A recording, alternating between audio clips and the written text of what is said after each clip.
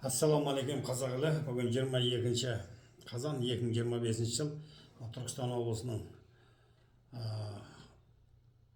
Төле би ауданында Нысанбек ауылында Нысанбек ауылының биі дейді. Енді оны біз мына Олжас Мамырдың жаңағы әлеуметтік желісінен алған болатынбыз.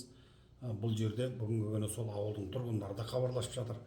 Осындай ауыл биі үйіне біреудің малын иемденіп қамап қойған, жаңа преспен қоршап іс-әрекет жасаған, ол туралы видеоларын жіберді. Бірақ полиция бүгінгі күні ешқандай іс-әрекет жасап отқан жоқ дейді. Соны біз мынау Қазақстан Республикасының ішкі істер министрі Ержан Сәбенов мырзаға жолдайын деп отырық. Бұл ауылда осы бір жылдың ішінде 20 шақты мал ұрланды деп бізге хабар жеткізіп отырды. Енді оның ақ-қарасын осы құзырлы органдар анықтар, прокуратура қайда қарап отыр.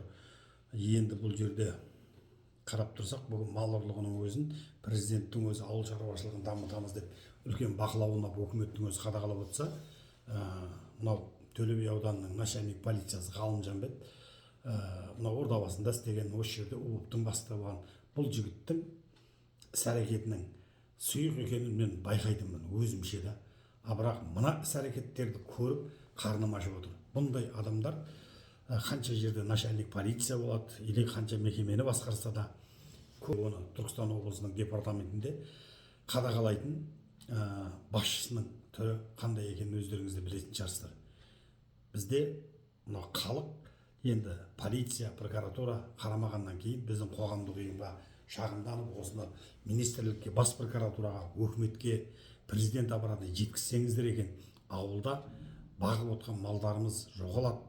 Ол арыз жазса қаралмайды, кейде арызымызды алмайды деп айтып жатыр.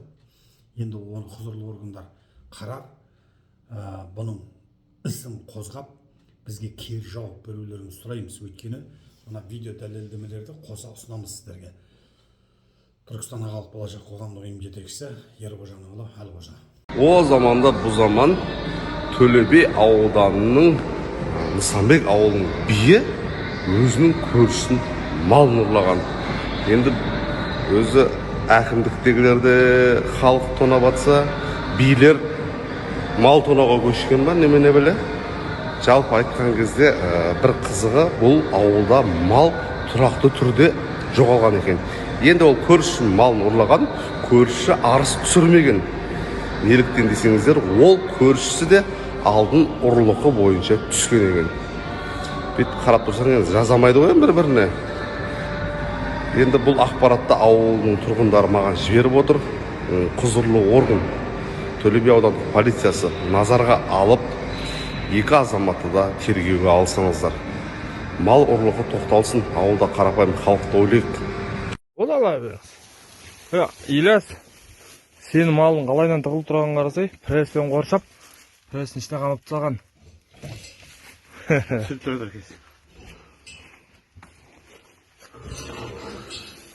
Бір күнге шықкенде кетер екенсің ғой.